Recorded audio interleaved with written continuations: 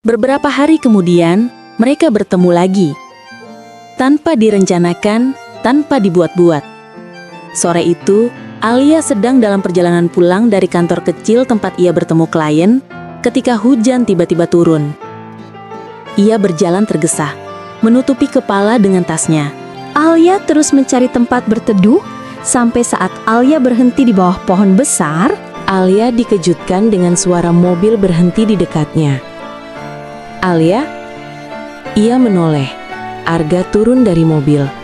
Arga mengenakan kemeja rapi, tampaknya baru pulang dari kantor.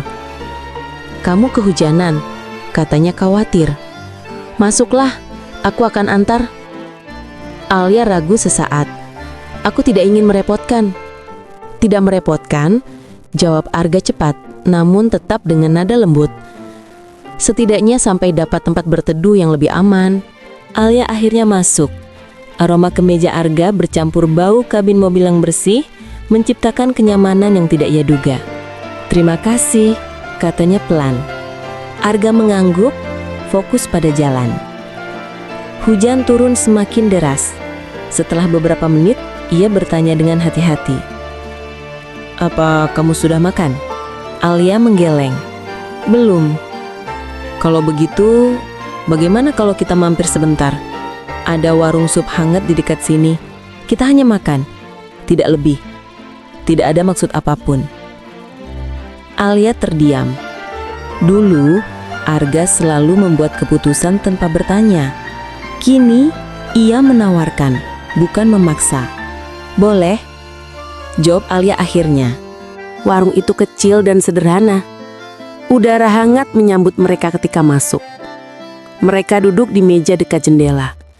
Hujan masih turun, menimbulkan irama lembut di atap warung. Alia meniup supnya perlahan. "Aku merindukan masakan seperti ini." Arga tersenyum kecil.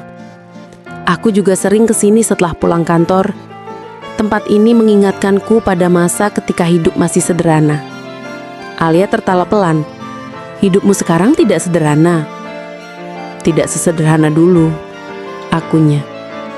Tetapi aku belajar bahwa hidup tidak perlu rumit untuk menjadi baik." Mereka makan dalam hening yang nyaman. Sesekali Arga mencuri pandang, memastikan Alia tidak merasa terganggu.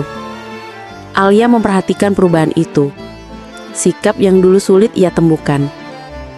Ketika mereka selesai, Arga membayar tanpa menunjukkannya sebagai gestur besar. Setelah kembali ke mobil, ia berbicara lagi. "Alia," katanya hati-hati, "aku tahu semua ini mungkin terlihat seperti aku mencoba mendekatimu lagi secara romantis. Tapi itu bukan niatku sekarang." Alia menoleh. "Lalu apa niatmu?" Arga menatap ke depan. Matanya tenang. "Aku ingin berada di tempat yang benar kali ini. Jika kita memang ditakdirkan bertemu kembali, aku ingin fondasinya berbeda. Tanpa paksaan, tanpa kebohongan, tanpa rasa takut." Alia merasakan dadanya menghangat. Bukan karena kata-kata itu manis, melainkan karena kata-kata itu jujur. "Aku menghargai itu," ujarnya pelan. Arga menoleh sebentar. "Kalau begitu, mungkin kita bisa sesekali bertemu. Tidak sering, tidak harus direncanakan. Hanya berjalan seperti ini, perlahan." Alia mengangguk. "Ya, kita bisa melakukannya." Hujan mulai reda. Mobil melaju kembali ke arah apartemen Alia.